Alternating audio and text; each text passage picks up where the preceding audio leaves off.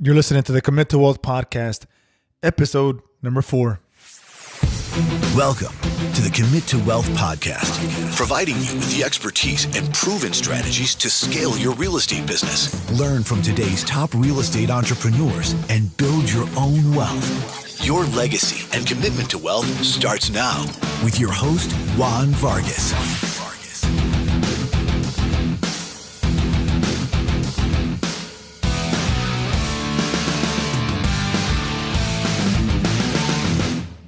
Hey, this is Juan Vargas on the Commit to Wealth podcast. And on today's episode, we have MC Laubscher. MC is a wealth strategist, educator, and has a passion for financial education. He's the founder and president of Valhalla Wealth Financial and the host of a super popular podcast, Cashflow Ninja. I'm very excited to have him on the show, so let's get right into it. And now, welcome this week's entrepreneur. MC Laubscher. Welcome to the show. Hey, Juan. Appreciate you having me on. Honored to be on your show. Hey, it's a pleasure having you on the show. So start off by telling us where your nickname came about and what town you're calling us from. I'm in a town called Newtown, Pennsylvania. So it's in Bucks County, Pennsylvania, which is, I would say, about 45 minutes outside of the city of Philadelphia, where it's still buzzing because of the Super Bowl. And on the other side, I'm about an hour and a half away from New York City. So I love it. It's just beautiful out here. We're right on the Delaware River. It's a pretty historic area as well. Washington Crossing, where George Washington crossed the Delaware to march on Trenton, is literally 5 minutes from me. So beautiful area, great people. And if you need a big city life, the big cities are pretty close by. Beautiful. And I do want to say it's a much deserved win for Eagles fans. It's been a long time coming. So let's get into your background and how the nickname Cashflow Ninja came about.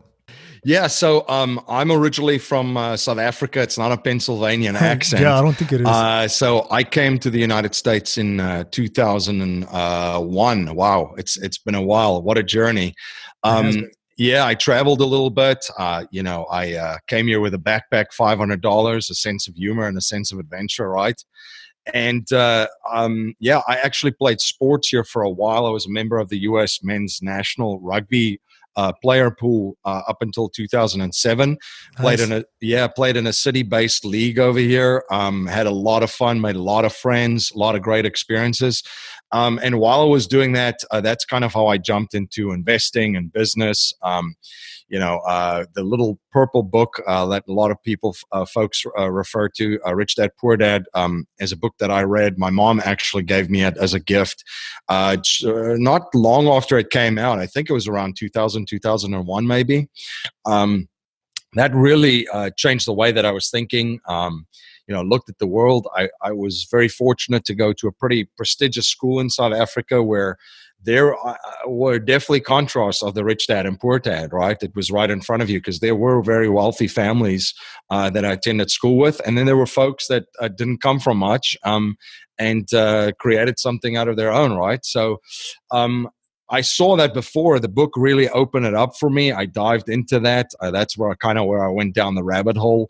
Rich Dad, Poor Dad led me to The Creature of Jekyll Island. And then all of a sudden you consume as much information and research and study as much as you can and try to learn from folks that have figured it out, right?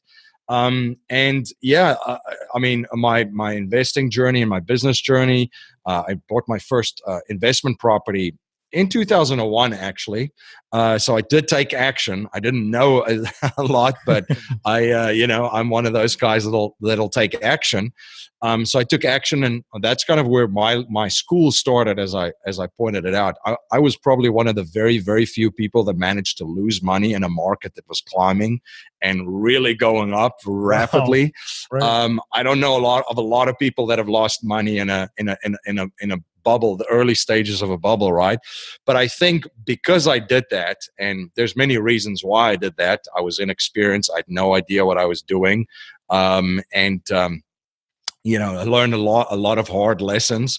But because of that, when the big crash came in 2008 and 2009, I was one of the folks that actually came through that one pretty well because I've taken the bruises and the knocks early on. So I understood the risks that there were in real estate and investing, and how important cash flow was.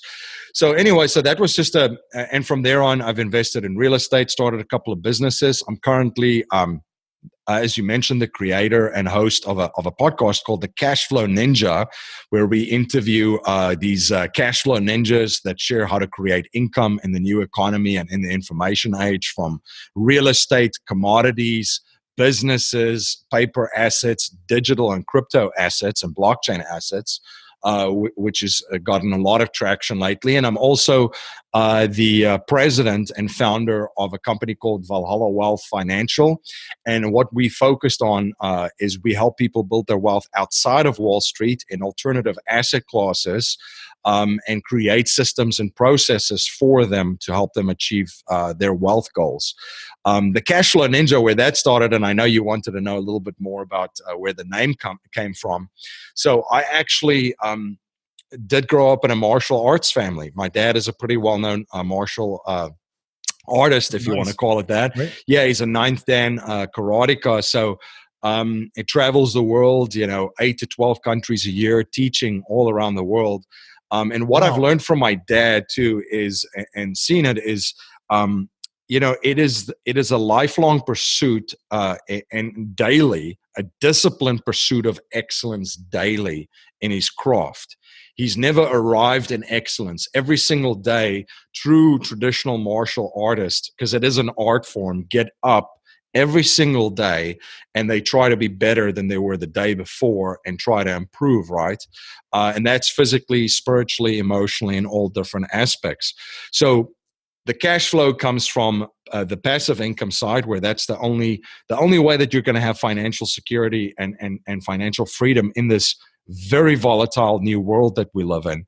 And it's kind of in contrast with the current mindset of the accumulation model. So that's where the cash flow comes from. And then the ninja, as I mentioned, from the martial arts, a disciplined pursuit of excellence in your craft daily. So I believe in learning every single day and try to improve every day and be a lifelong learner. And we're going to have to be, because things are changing so rapidly and so quickly that in this information age, you're going to have to update your skill set, not only yearly, but actually monthly, because things are going to change very, very rapidly. And one, the thing is, I think what a lot of folks don't understand is they're going to get caught off guard because they still think they're going to schools and universities that they actually learn something that's going to be of value to the marketplace, which is completely not the case. So you're going to have to be a lifelong learner. You're going to have to be independent. You're going to have to become self-reliant, because governments and all these other systems are not going to be able to take care of you. The storm is too big even for them. So that's kind of what was behind me creating the show and inspired the show. And, we've reached a ton of folks. I think we've been downloaded and listened to in over 170 countries. So it's been quite amazing to see the growth that we've had over the last 2.5 years. Yes, guys, the Cashflow Ninja podcast is a great podcast. I highly recommend you guys check it out. He covers a lot in the financial world and what you shouldn't invest in. Please check it out. I want to talk about, since you mentioned the Purple Book, let's talk about that a little bit. And why is it that you think that a lot of people don't follow the principles in that book? Is it because they're not financially educated, or is it because they're more afraid of taking risks? Why do you think that is? Yeah, I think, to be a contrarian, and I've always kind of been like, the sore thumb sticking out, and a lot of my friends will chuckle. I grew up in South Africa, by the way, so I grew up during apartheid and during the transition of apartheid. So a lot of things impacted me and my core beliefs as a person very, very early on. I think it was 11 when Nelson Mandela was released. The first democratically election was in 1994-ish. So I quickly saw all of the lies and fallacies and everything, around us that's built up, and became a very, very big critical thinker and questioned everything. Because if you were lied to about one thing, in the history even of your country at that stage. What else is there, right? And I mean, you just have to look at money, and it's like, what? It's just so anyway. So I've always asked the question too. If there's a small group of people that have figured it out, that have built wealth regardless of the economy or markets. They go up, down, and sideways. They do three things, right? And these folks know how to do that. Why are we following the advice that the majority of people, the herd, are following, that have not done it? It just baffles me to this day. If a small groups figure it out, why aren't we looking and paying attention to what they're doing? So why don't people implement those principles? I think that a lot of people are, and this comes from, I guess, confidence a little bit too.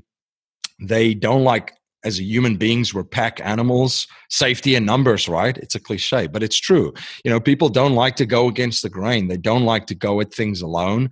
The road less traveled is called the road less traveled because there are so few people on it, right? So I think a lot of people inherently, any rational human being that you talk to, if you ask them, do you think this financial system is helping everyone and giving everyone an opportunity? They know it doesn't. They know that by putting their money in a 401k is probably the wrong thing. And I've met with clients, and I mean, they tell me this. They say, no, I'm putting it in there, but I probably shouldn't be doing that. And I just listen, because I don't tell them not to do that. That's not how I teach. I want them to come to the realization, right? And then I'm thinking to myself, like, they know it. They just said to me they shouldn't be doing this, but yet they continue to do it because it's uncomfortable. It's out there. It's not box. People talk about outside the box. There shouldn't be any box. So you're in a place where there's no box. You can't even see a box. You're out in the open. You're uncomfortable. You're completely out of your comfort zone. And that's why they don't do it and they don't stick it, because they're scared, right? So how do you become less fearful? Because, oh my goodness, fear, uncertainty, and doubt. I mean, this FUD, this term that's entered our vernacular because of a lot of that's happening in the crypto space. How do you overcome it, right? You come it by investing in yourself as your number one and greatest asset, increasing your value to the world, learning skill sets, studying, educating, and so forth. And the other thing is building relationships, right? That should be your second biggest asset. I always say, and this has happened to me. I've been very, very honest with my past. I've built up things and lost it, and built up things again and lost it. And the reason why I think I was able to come back every single time and stronger every single time is because of the work that I put into myself as my number one asset, and the relationships that I had, right? And sticking to my principles and values regardless of what circumstances I find myself in. So if you do that, then being uncomfortable is much easier. But I think they're just very, very uncomfortable. They know what they should do. They know that the system is working against them and that is rigged. Anybody that's looked at the markets can tell you that. But just because they feel still safe for some reason in that pack. Yes, I agree with what you said. Right. Now, success starts when people take action. But even so, before that, it's a mindset. Right. So do you think it's a mindset issue here? Or how do we get people to have the right mindset to be able to take the action to be able to create the success? Yeah. So the first thing is you have to build an infrastructure, right? And I'll start off by saying that as a wealth architect or a strategist, the first thing that I see is people set goals. And this is the biggest mistake I think that I see with 99% of people that are not successful. They set goals for themselves out, and they know what they're clear. They do all these different exercises, right? So they have specific goals, objectives. They're clear on their vision. They're clear on their dreams and life and all of that. But then when it comes to the infrastructure, everything's scattered and it's not aligned of where they want to go. So meaning, I'll give you an example.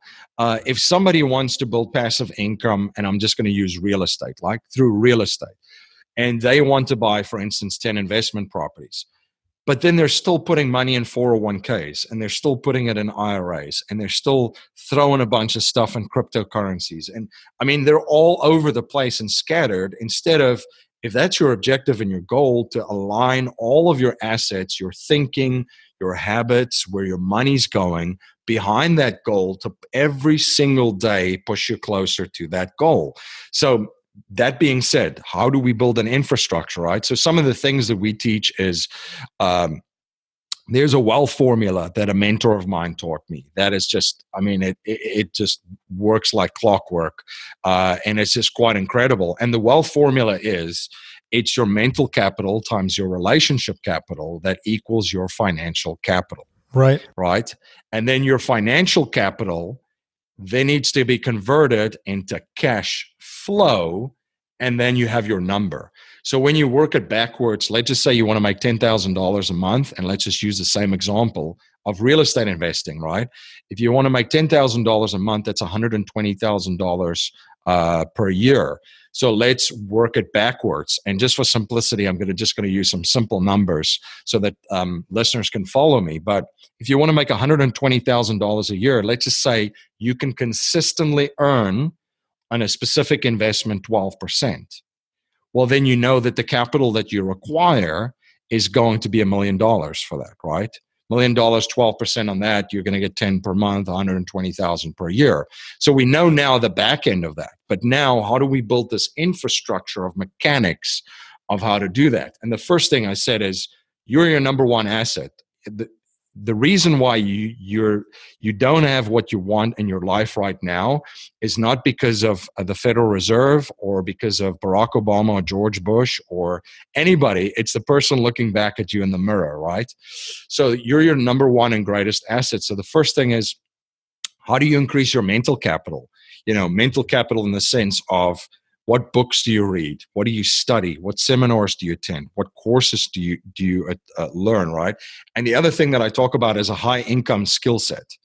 So crucial, because people study and they learn and they do all these things, and then they say, MC, but I don't understand, I'm increasing my mental capital. And I'm like thinking, well, what skill set do you have for the world? Because the marketplace demands a skill set. They don't demand degrees from Harvard or Princeton or any of those places. They actually want skill sets. So high income skill set is, look at the problems that are there out to solve. The bigger the problem, the bigger the skill set required, and the more income. If you're going to get brain surgery, that person has a pretty specific and specialized skill set to be able to perform brain surgery on you, right? And that's why they get paid a lot of money. And specialization is another one. You want to be a specialist. So you don't want to be, I'll give an example, stick with real estate. You don't want to be the real estate guy in Houston, Texas. You want to be the single family guy, or the single family lease option guy, or the multifamily for A class or B class or C class. I mean, you want to be very specific of where we establish yourself, right? That's so true. And I'm glad that you brought that up, because it's basically a lack of focus. And I think it's so easy to kind of get caught up and kind of chase the shiny object syndrome. No. Yeah. I think chasing rabbits. Is it Confucius that says, he who chases many rabbits catches none? So it's so true. So you want to be the specific guy. So that's what I mean about a high income skill set. And trying to solve a business only exists for two reasons. And you're a business. Everyone's a business, by the way. I don't care if you're sitting behind a desk as a W-2 employee, you are a business, and you only exist to solve problems and create outcomes for other people. So that's the first part of it. The second part of it is the relationship capital. Who do you know? The cliches are, there's so many of them. Your network is your net worth, that kind of stuff. So be very strategic, though. Who do you need to know, or who do you need to network with to help you achieve of where you want to go? What masterminds do you belong to? Who's the people that you surround yourself, right? Back to the first thing. If you're surrounding yourself with people that are telling you constantly that you can't do stuff, it's not going to go that well. So surround yourself with the right people. Masterminds are huge. Strategic partnerships, right? For instance, if you want to achieve something and you start a business, What's the easiest way to do it? You want to build up your own audience and your own clients. It's going to take you years. Or do you want to get in front of someone offering him value that already has an existing audience that you need to get in front of, right? So that's strategic partnerships. We see it constantly with affiliates and so forth. In the music industry, my brother's a musician, and it doesn't even matter if people like his music or not. Pitbull is a phenomenal business guy. He knows how to collaborate with other artists that already have the fans that he wants, right? So he collaborates with that's what I mean with strategic partnership. So between those two, you're going to figure out to get the financial capital. And by the way, when it comes to investing, I'll give you an example. You might have the mental capital, right? And you are the guy, let's just say for multifamily in C-class properties in Houston, Texas. And then you have the relationship capital because of the mastermind, because of the meetups of someone that has the capital. So right there, boom, you bring those two together and you're going to get financial capital out of that between those two synergies, and then converting that into more passive income. And guess what? The same two skill sets are required to convert your financial capital into more passive income. That's the infrastructure. So what we do as far as systems and processes around the infrastructure is we create systems that are foundational for our clients. So for instance, we have a liquidity system, which money has to reside somewhere. You have to park your money somewhere. So we park it in an area which is as beneficial and position that asset for taxes, inflation, fees, and all that stuff. So we use high cash value life insurance. Folks have heard about it, probably infinite banking, cash flow banking, people have called it. So that's where we put our money because we can leverage it. It grows tax-free in there. And then the next system is your income system, which then, we work with very busy folks, either professionals, medical, legal, very busy professionals, investors, entrepreneurs, and so forth. So if they're not already investing in real estate per se themselves, we help them create and build these systems for turnkey real estate, for multifamily, mobile home park, and so forth. And then there's also another level and system, which is a growth system. So you have liquidity, income, and growth. Once you have your liquidity built up, your income set up, the growth is where investments such as life settlements come in, which is not correlated to any country, currency, markets, anything. There could be a fight in North Korea, it doesn't impact it. So you're completely isolated from all markets at that stage. So that kind of is some of the alternative ways, and it's all out of Wall Street, by the way. None of this stuff. So there's a guy called Nassim Taleb, and I would highly recommend your listeners read his book called Anti-Fragile. And he talks about being anti-fragile, the opposite of fragile, of being, shake. When you shake a box with plates and it's gonna break, or when you drop it, it breaks, right? So how do you become anti-fragile? We've seen market crashes, and we're going into very volatile areas. I don't think folks quite understand or know about it. So how do you become anti-fragile? Well, if your money is outside of Wall Street and mutual insurance companies that have been around for 200 plus years, and by the way, most of them during the last financial crisis didn't bat an eyelid. Your money is secure, safe, and liquid and growing, tax-free, and then also in investments where if you invest for cash flow in real estate, there could be a crash. A lot of properties that I had during the last crash, I definitely lost some equity in it, but I didn't care because I still had cash flow, right? I still had my properties paying me. And then, of course, life settlement. So to your point, back on that, Robert Kiyosaki had mentioned the one time he said, you know what? If you know how to handle and manage debt too, your net worth can be zero, but you could still be making $3 to $5 million in passive income. So So think about that. So even during the last financial crisis, if I was focused on net worth, which I didn't care of at all, it doesn't matter. And I think that's what people don't understand. The millionaire next door is just a lot of hogwash. My net worth definitely went down, but guess what? I was paid every month by my investments, so it didn't impact my cash flow. Yes, guys, it's cash flow. Cash flow is what really creates your wealth. Exactly. So you brought up life insurance and life settlements. Let's touch on that a little and tell us what restrictions do we have and what are we allowed to purchase with them? Oh, so life settlements you cannot, but high cash value life insurance you can. So where you park your money. So for instance, in liquidity, and here's another thing, Juan. This is one of my favorites. So when you put an insurance contract and overfund it, cash flow banking, high cash value life insurance, infinite banking, people call it by different names. It's your money, which you have full control over at all times. So you can purchase whatever you want. I've purchased real estate using my system. I've paid my taxes using my system. I've purchased cryptocurrencies using my system. It's my money. It's what a novel idea, right? It's my money. I get to use it whichever way I can. And how it simply works is, not to get into complete details, but you've overfund insurance contracts. And this is not, it's built on a chassis with whole life. And this is not your cookie cutter whole life that's out on the street. So please do not rush to your State Farm or your Geico or whatever agent and ask them to structure you an infinite banking plan, because they would have no idea what you're talking about. Advisors that do this is very specifically trained to do exactly that, and they actually reduce their commissions by doing it that. So you want to work, even if you don't reach out to the Cashflow Ninja, you want to go to infinitebanking.org, find a practitioner in your area because they're trained, they know, and I've seen stuff on the internet, oh, it's a scam.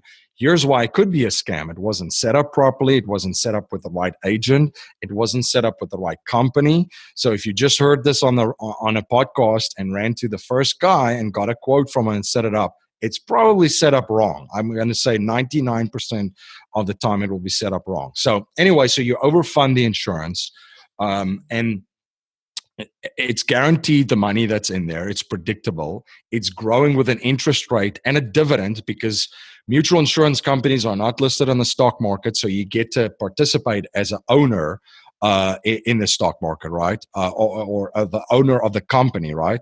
So you get a dividend. It's not in the stock market, completely out. The other thing that's great as well is that it grows tax-free. It provides a death benefit, and I can access 90% of my cash value at any time at 5% to invest. Same thing that banks are doing. Banks take deposits from depositors. They pay them an interest, which is very little, and then they take the money and then they invest it, in mortgages that they give out to people, so they make that spread. You could do the same thing in that system. And by the way, a lot of people said, MC, but why would I pay 5% to access my own money? Well, here's a very, very big surprise for everyone. You are a business again. Money has a cost. Businesses look at their money to have you have a cost of capital. Even if your money is in a mattress, if it's in a tin can in your backyard, there's a cost to that capital, opportunity cost. So regardless of what it is. So for me, it's made me a better investor. I know my cost of capital is 5%.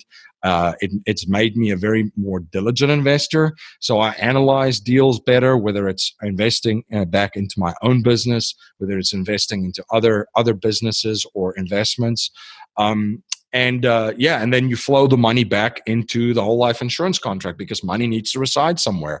I don't feel comfortable putting money in a bank, and nor should anyone, by the way, if you look at the laws that are on the book. So that's why we have it in there. That's why it's part of our liquidity system. It makes your money do many things at the same time too. Rich Dad, Poor Dad, Robert Kiyosaki talks about it. The same dollar, we want our money.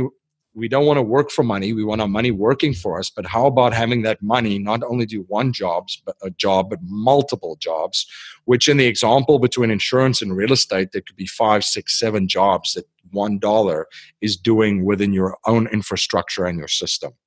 So if we wanted to buy one of these life insurance policies, how do we hold it? Is it held in a entity, or can we hold it in your personal name? Yeah. So full disclosure, I'm not an asset protection attorney. So this is out of my wheelhouse, but the insurance is held in your own name. And it actually does have asset protection in most of the 50 states in the United States. Please consult your asset protection guy, because there's 4 states where it is limited, but not full. So I don't want to make a blanket statement. But yeah, no, from the real estate side, then obviously there's entities of a way to structure it. And there's many different strategies depending on your specific situation of how you structure, whether it be LLCs and so forth. So it's very, very, it's not, I can't really give a blanket answer to that, but there are ways to structure and position your assets. You do not want to not talk to an asset protection guy. You should be a big member of your team, because once you get sued, and Robert Kiyosaki said to me the one day, he said to me that MC, everyone's gonna, if you're gonna make money or try to make money or build wealth, you're gonna get sued. And if you don't think that you're gonna get sued, you're an idiot. Yeah, it's gonna happen. So for sure. It's gonna happen. It's definitely gonna happen. So things are gonna get progressively worse for a lot of folks and better for a lot of other folks. And guess what? We live in a litigious society, and I could definitely see more and more lawsuits and that escalating forward. So you want to make sure that this is set up correctly for your particular situation with a professional, a guy that I would recommend, if anybody check him out just for that kind of stuff, is actually Garrett Sutton. He's a Rich Dad advisor. So he has a company that specializes in that. There's Kevin Day with Day Law. They do the really, really good stuff as well. So those are some guys that I would check out, but don't go with this alone. Don't go to LegalZoom and set up an LLC and think you're protected. Because by the way, the laws just changed. I actually have a meeting with my guy in the coming week to review a lot of stuff, because they change consistently. So for these life insurance plans, what is the age minimum? Like, can I get a plan from like my kids? And also, what is the minimum amount that I can put in? Boy, you can put, $300, $250 a month. You can actually set up children plans. I have a policy for my son as part of our family quote unquote banking system that we've created.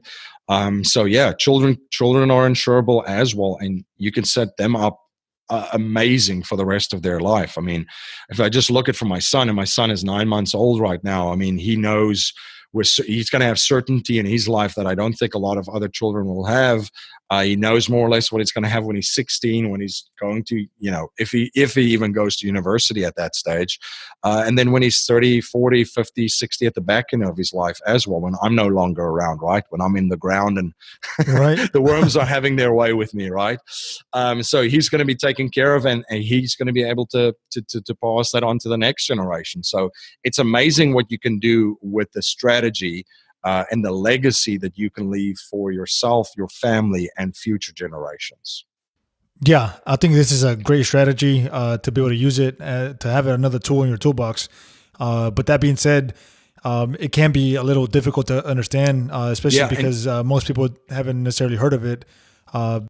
Do you offer any kind of training material so that they can learn more about it? Yeah, there's actually a webinar that I do that they can access at cashflowninja.com/be the bank. And a lot of the strategies that we talk about, and there's a video series as well after they watch the first webinar in case they're interested in learning more. But yeah, a lot of these strategies are used in family offices, right? Very high level net worth families where, I think the entry level is like $250 million at certain family offices. So these guys know, again, small group of people that know how to create wealth, protect it, multiply it, and pass it on to the next generation through strategies that include insurance contracts and real estate. And guess what? With the last tax cuts, the tax bill that was just passed by President Trump, I chuckle when I see this stuff, because real estate is a big winner and insurance is untouched because guess what? The rich write the rules, as Robert Kiyosaki would say. And if you want to be wealthy in this country, which you should, then follow these rules. They're already written down. Just follow them. Absolutely. And by the way, Juan, I traveled quite a bit. I went to South Africa this past month, and people email me and they call me from different parts of the world and say, MC, that doesn't work here. And my response would say, yeah, maybe the strategies are a little different. Maybe the tax code is different. I know even 1031 exchanges in Canada is different. But guess what? There's a protected clause in every single country, whether you're in the Ukraine, South Africa, Scotland, the United States, Australia, it doesn't matter. There's a protected clause. So you need to figure out what they do, what they invest in, because the tax code in that country is written for them. So figure it out through a tax advisor. That's what I would advise to overseas listeners. Yes, guys. And if you have to, listen to this podcast again. Listen to it. And there's a lot of great information and value that MC has shared with us. So I really recommend that you guys listen to it again. So now, MC, it's time for our nuggets of wealth. You ready? Sure. What did you have to sacrifice to get to where you are today, and how do you stay committed? Oh boy, it's a road trip less traveled for a reason, right?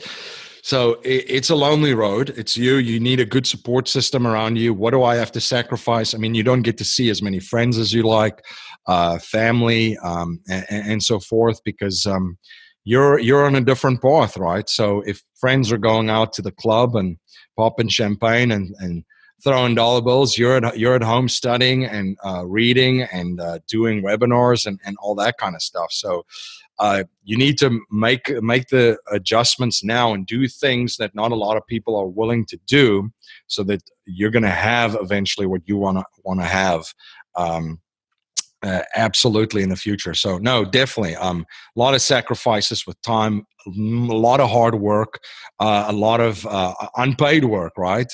I started my companies working for free. So there's no one I didn't show up just getting paid. And guess what? It takes a couple of years before they become profitable even. So it's a big commitment, and sticking to your vision and sticking to your beliefs and to your principles and your values.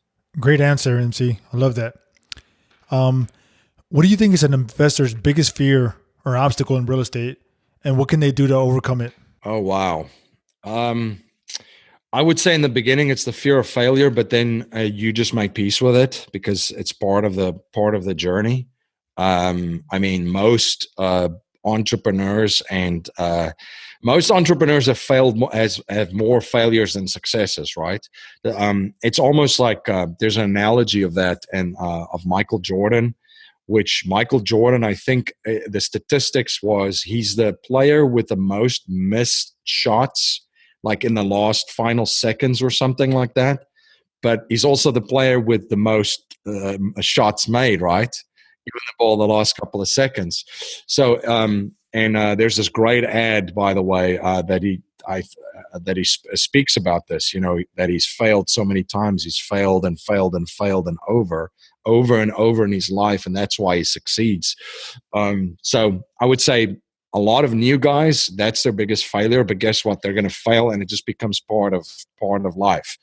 You're going to fail, 9 out of 10 times before you do that. So I think the other thing too, though, is letting other people down. For me personally, is I always want to make sure that my team's taken care of, my family's taken care of. I don't want to let myself down, and I don't want to let people down that depend on me. So I guess that's still a fear, because I'm not going to tell you that I don't have fears. Yeah, I think everybody has fear, no matter what. Exactly. I mean, I still have fears. And I try to overcome them, obviously, through my mindset. But yeah, initially, definitely the fear of failure. But that's just part of this game. And this is not for everyone, by the way. In 2001, when I started trying to do some stuff, being an entrepreneur wasn't as sexy and in the news and getting all this limelight. You were kind of looked at as unemployed then. So only recently it's become this thing where it's sexy, and there's a ton of marketing and everybody wants to be one. But back then, you were just an unemployed guy. What book or books are you currently reading? I have a couple on my desk. So I actually just attended the Infinite Banking conference in Birmingham, Alabama with Nelson Nash. And they just released a new book, The Case for IBC. So that's actually one that I'm diving into right now. Tika Tirawari from the Palm Beach Research Group has got a book out called, I think it's New Money, The New Money, which is all about cryptocurrencies that I'm reading. And I'm trying to go down other things. I'm reading 10X again for Grant Cardone, going to the 10X conference. Excited to do that in Vegas. So that's on my the side of my my bedside table, and I'm trying to think what else is on there. I've got a couple. I've usually got like 3 or 4 books that I'm going at the same time. So yeah, I know how it is. So those are some of the things I'm reading currently. Man, out of those books that you mentioned, I only read 10X, so I need to get the reading. What do you envision for your business long-term future? Yeah, and I mean that's a great question. So I want to be able to reach as many people with as my platform that I created, Cashflow Ninja. I want to be able to serve and provide more value for folks because I've got a ton of content on there, but I want to develop educational programs that are on there that help folks, because I get a lot of emails saying, okay, this is great, I listen, what are next actionable steps? So putting together, for instance, a course, kind of a general course of exactly tactics of how to do certain things, right? And plan. So you could sit down and actually all the steps that I've gone through and that I teach, and then also other courses. So that's kind of one thing that I'm looking at is being able to put that all together. We have an app now too that people can listen to the show to. I'm trying to add more things to that. So that's kind of the vision that I have, that this is going to be a platform where, again, 24/7, there's free education on there, but there will also be almost like an insiders, right? Like inside the dojo where we do have courses and so forth, and building out a community. That's been one of the things that I'm learning how to do. Or that's on my list to do, rather. Right now, I'm just focusing on YouTube and expanding my presence on YouTube and growing my YouTube channel. So I do a ton of videos every week, just on different things that I see that's happening right then. But yeah, that's kind of the big picture vision as a platform with educational courses and advisors, almost kind of in the Rich Dad mold of the go-to folks that I want to work with and that I've worked with. So, yeah, it's exciting stuff. Yes, I agree. It is exciting stuff. Where can my listeners, Commit to Wealth Nation, otherwise known as CTW Nation, where can they go to find out more about you and your companies? Yeah, so I would say the platform to go to is cashflowninja.com. They can sign up for a newsletter there. I'm giving away some free books.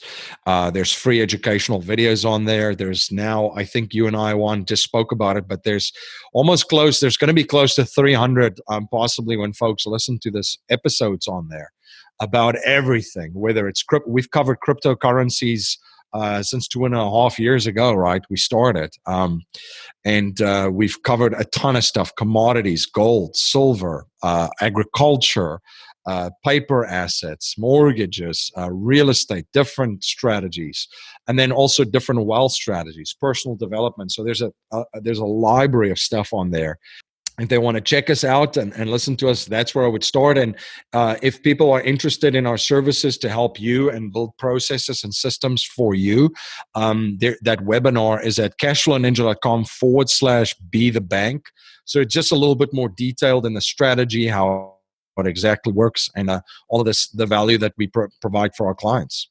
Well, MC, thank you for being on the show. And I really appreciate you sharing your wealth of information with me and my listeners, and I wish you continued success. Thank you so much for having me on, and this has been great to connect, Juan, and you've got a great thing going here. I'm excited to see where you're going with your show, and congratulations on taking the plunge and taking action and just sharing your journey with people out there. So it's fantastic, and I look forward to seeing you develop and how you grow the show. Thank you very much, MC. I really appreciate that. Thank you so much, guys, for listening to this episode. And if you haven't already, don't forget to subscribe and leave a 5-star rating and review on iTunes, Google Play, or Stitcher. Until next time. Thank you for listening to today's show. Head over to committowealth.com now and access the wealth of information Juan and his team make available exclusively to you, the podcast listener. That's committowealth.com, where wealth begins by giving and is created by having a defined purpose.